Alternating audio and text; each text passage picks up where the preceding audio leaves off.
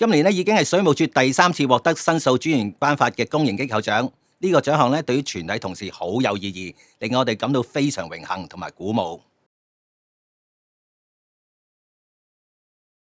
為全港市民提供可靠優質嘅供水服務，就係水務署一直以嚟肩負嘅使命。部門同事本着以客為本嘅精神，認真聆聽客戶對供水服務嘅意見，並會為每宗個案作出適當跟進，務求唔會辜負大眾嘅期望。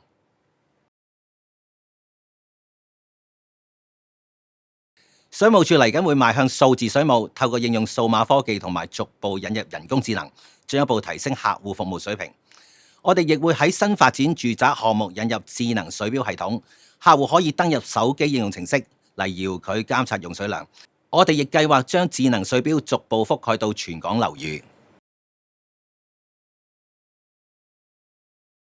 食水安全深受客戶重視，水務署除咗致力確保供應食水水質符合香港食水標準，我哋亦持續推廣建築物水安全計劃，並且透過水安全計劃資助計劃，為合資格嘅私人樓宇業主提供資助，幫助佢哋妥善管理食水安全風險。